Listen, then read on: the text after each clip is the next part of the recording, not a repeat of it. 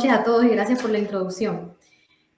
Hoy les hablaré acerca del impacto del COVID en el tratamiento de pacientes con linfoma y hay bastante información interesante al respecto de esto.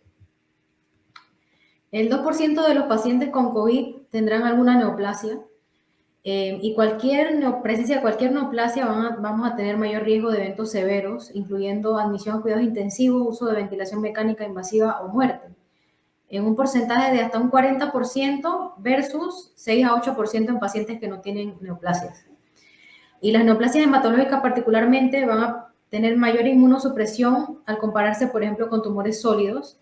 Y en el caso de los linfomas, podemos tener hipogamaglobulinemia, citopenias por infiltración o inducidas por quimioterapia, el uso de inmunoterapia. En la bendamustina, por ejemplo, produce deficiencia de linfocitos T, y hay bastante información actual acerca del cómo los anticuerpos monoclonales anti-CD20 tienen un impacto también en pacientes con infección por COVID. En general, los pacientes con COVID y neoplasias hematológicas van a tener más de 40 años, va a haber un predominio masculino. La sintomatología se presenta usualmente de esta manera: más frecuente fiebre, tos y disnea. El 31% va a ser leve, el 38% moderada y el 29% con un COVID severo, y asimismo va a ir aumentando la mortalidad hasta una mortalidad de un 70% en pacientes que tienen COVID severo y alguna neoplasia hematológica. Y se reporta más o menos un 16% de pacientes que reciben manejo paliativo, pero en estos pacientes que se decide un manejo paliativo respiratorio van a tener una mortalidad aún mayor, de hasta un 89%. La mortalidad de los pacientes hematológicos va a ser el doble de la mortalidad de la población general.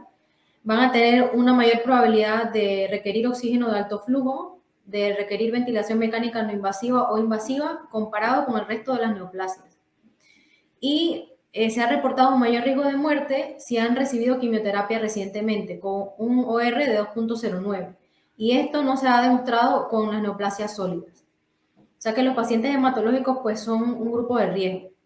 Y esto podemos verlo en esta tabla donde se compara la mortalidad en las distintas neoplasias, y podemos ver cómo la fatalidad es mayor en el grupo de neoplasias hematológicas comparado con el resto de los tumores sólidos. Y bueno, particularmente en los casos de leucemia tenemos una diferencia estadísticamente significativa con una mayor mortalidad en pacientes con COVID.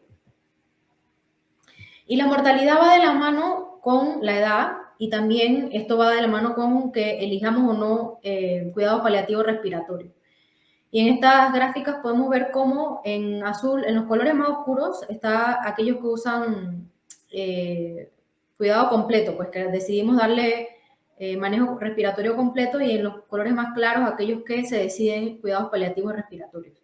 Y cómo aquellos pacientes de mayor edad que tienen un COVID severo van a tener mayor mortalidad, y aún más aquellos pacientes que hemos decidido darle cuidado paliativo respiratorio. También es muy importante para la toma de decisiones acerca del dar o no cuidados paliativos respiratorios en caso de infección por COVID, estimar la supervivencia a 12 meses. Entonces, si la estimación de la supervivencia global del paciente con la neoplasia hematológica a 12 meses es menor de 12 meses, pues estos pacientes van a tener mayor mortalidad. Y si los médicos calculan que este paciente es probable que fallezca en menos de 12 meses, lo más probable es que se le dé cuidado paliativo y todos estos pacientes pues van a fallecer. La mortalidad para los pacientes que son más jóvenes, menores de 40 años, y que le calculamos una supervivencia estimada de más de 12 meses, incluso recibiendo tratamiento activo de quimioterapia, es menor, del 13%. Entonces, 100% de los pacientes que tienen COVID severo, cuyas supervivencias globales están estimadas a menos de 12 meses, fallecen. Los datos para linfomas, específicamente la edad de COVID con linfoma es más o menos de 55 a 70 años. También hay un predominio masculino. Más del 50% de los pacientes van a tener al menos una comorbilidad. La mayoría de los pacientes van a ser linfomas Hodgkin de estirpe B en el 86%, y mucho menos frecuente encontrar pacientes con linfomas T o linfomas Hodgkin. De estos linfomas no Hodgkin de estirpe B, la mayoría, si incluimos tanto los ambulatorios como los hospitalizados, la mayoría va a ser linfoma folicular, seguido de difusos, otros agresivos en 15% y indolentes más o menos 17%. Más de la mitad va a estar recibiendo un anticuerpo anti-CD20, en la mayoría de los casos rituximab, alrededor de 45% van a estar en respuestas completas o parciales, alrededor de la mitad van a ingresar al hospital en tratamiento activo, 15% van a ser refractarios y más o menos 14% vamos a tener vigilancia. El porcentaje de admisión a UCI va del 10 al 20% de acuerdo a lo reportado en las series, el 25% usando ventilación mecánica invasiva con una mortalidad general del 30 al 40% y una mortalidad del 60% si se admiten estos casos a cuidados intensivos. Y la supervivencia global a 30 días va a ser un poquito mejor para los linfomas Hodgkin comparados con los no Hodgkin. De todos estos pacientes que ingresan al hospital, incluso podemos llegar hasta un 50% de elegir darle manejo conservador respiratorio. Y claro que a estos pacientes que decidimos darle manejo respiratorio conservador, pues van a tener mucha mayor mortalidad, hasta del 90%. Como les mencioné, edad y comorbilidades son lo que determinan la elección de cuidados paliativos y la mediana de edad de estos pacientes fue más o menos de 75 años.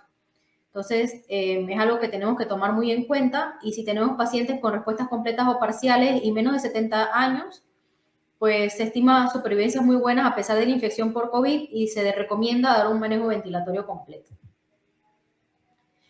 Aquí en estas gráficas de supervivencia global se compararon los diferentes tipos de linfomas con respecto a la supervivencia y podemos ver que en la gráfica A pues pareciera no haber ninguna diferencia en la supervivencia en pacientes con linfomas y COVID, pero si comparamos, por ejemplo, la curva roja, que son los foliculares, versus los difusos, que es la última, pues sí hay una diferencia estadísticamente significativa en la supervivencia de estos pacientes.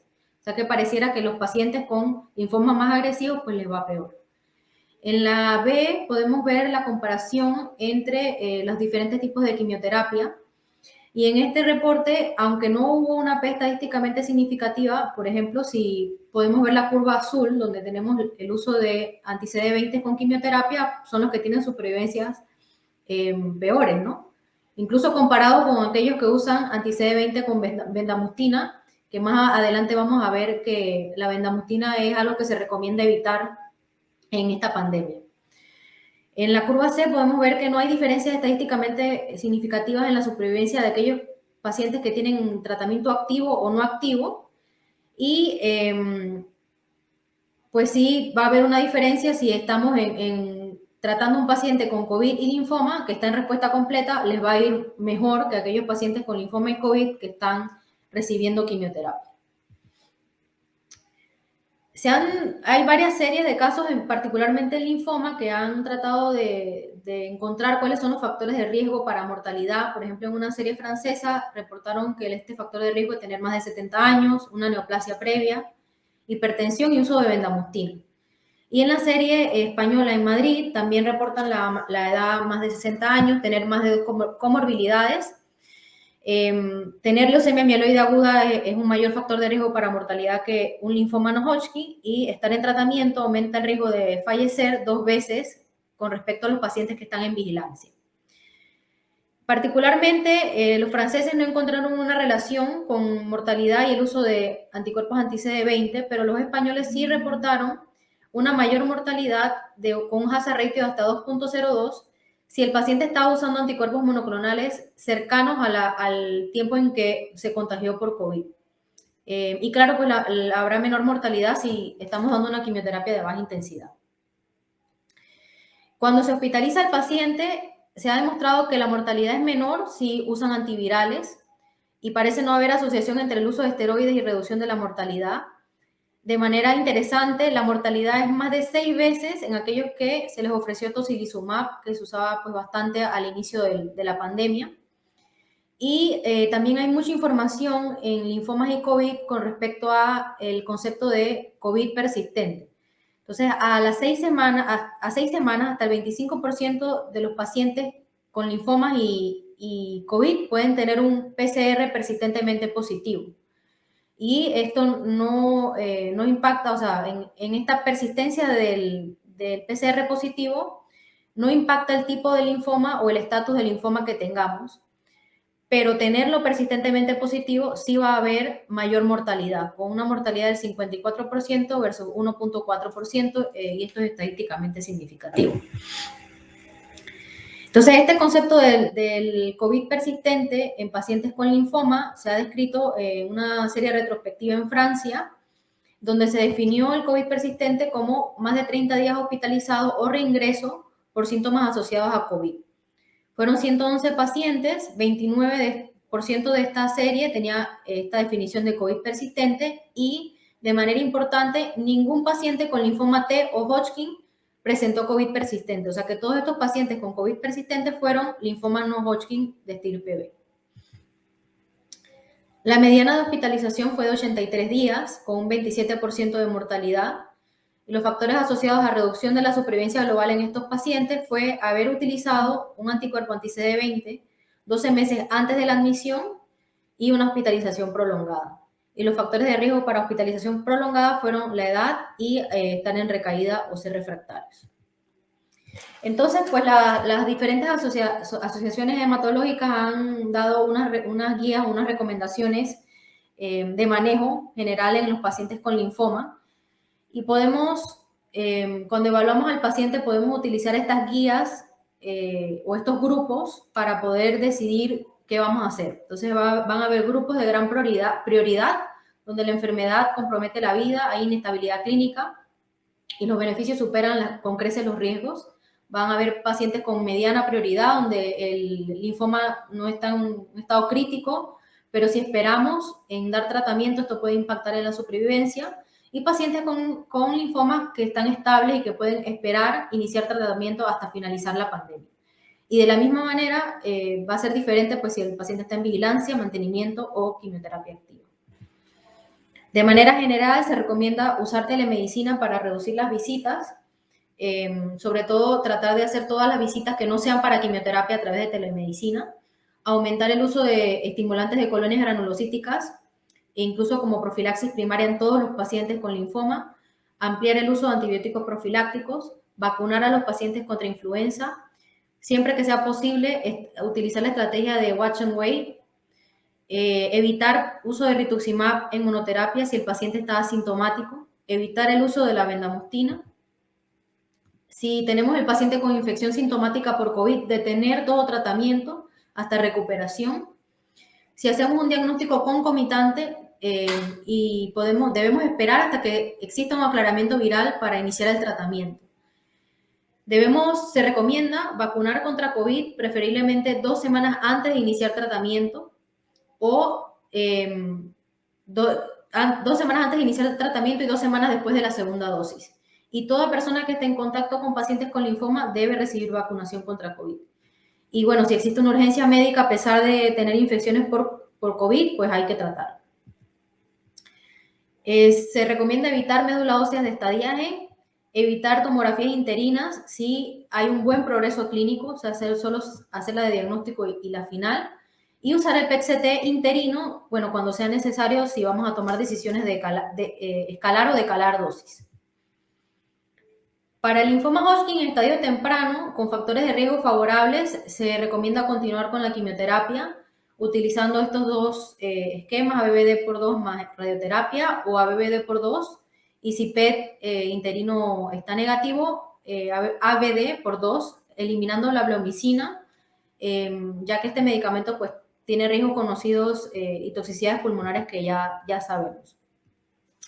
Con respecto al linfoma de Hodgkin avanzado, lo mismo también se recomienda el ABVD, pero de acuerdo al estudio Rattle, que es utilizar el PET-CT interino después de 2 esquemas de ABVD, y si tenemos un DUBIL adecuado, reducimos o quitamos la bleomicina. Y en este estudio Rattle, pues se demostró que los pacientes en los que se lograba decalar la dosis tenían una supervivencia libre de progresión muy similar. Entonces, por eso se apoya el uso de este estudio durante la pandemia. Sobre todo porque pues, reducimos el riesgo de que la bleomicina nos dé efectos adversos pulmonares. Y también se recomienda, en los casos en los que lo tengamos disponible, utilizar el esquema, el trial Echelon 1, donde reemplazamos la bleomicina por brentuximab. En los linfomas Hodgkin en recaída se recomienda proceder con quimioterapia de rescate a altas dosis, incluso autotrasplante, y esto es una recomendación de la ESMO, aunque el ASH recomienda que en vez del autotrasplante hagamos RT de consolidación mientras estemos en pandemia activa. Recomiendan preferir esquemas ambulatorios para evitar las hospitalizaciones. Podemos dar radioterapia paliativa en el caso de tener una indicación y el uso de brentuximab de mantenimiento se considera una prioridad moderada. Con respecto a los linfomas no Hodgkin agresivos y en la pandemia, la intención es curativa, así que se recomienda continuar con los esquemas usuales, R-CHOP para difusos. En el caso de los primarios mediastinales podemos elegir o sopesar, pues, usar R-CHOP a expensas de que el paciente acuda después a radioterapias subsecuentes o usar dosis ajustadas de POSH. Sigue recomendándose los mismos protocolos para el Burkitt.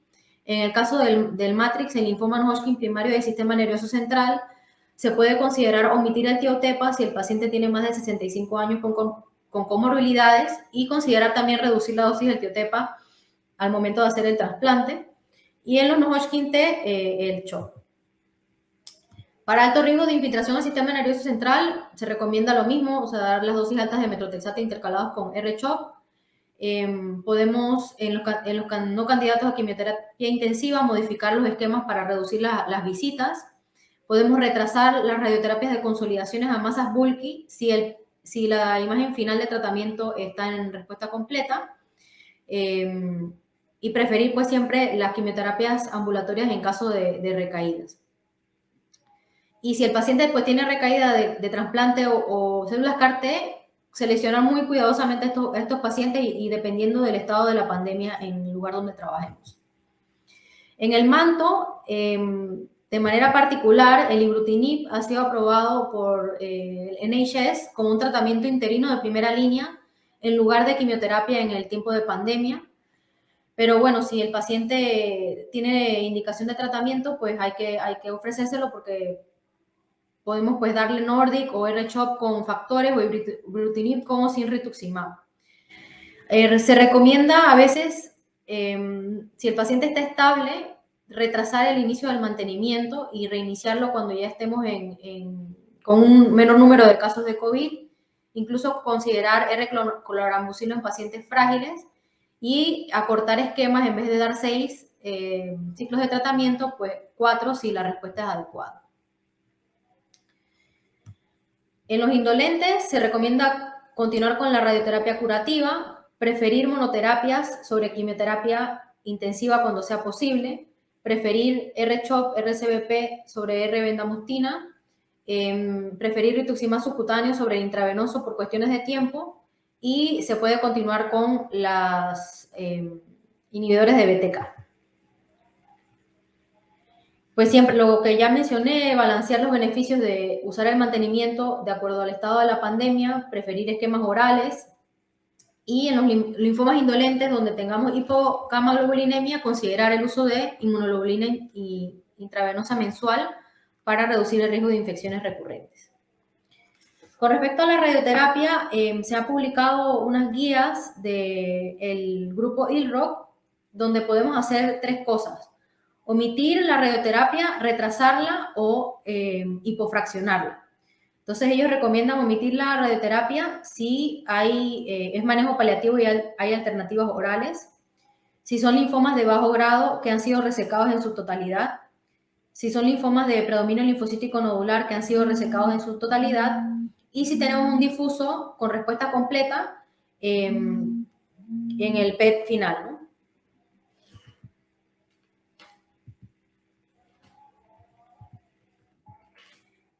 Podemos también retrasar, como les dije, o hipofraccionar las dosis de la radioterapia. Esto con el riesgo de aumentar la dosis de la radioterapia en cada sesión. Con respecto a la vacunación en los linfomas, el 13 de agosto la FDA autorizó el uso de dosis adicionales en pacientes inmunosuprimidos 28 días posteriores a la última dosis.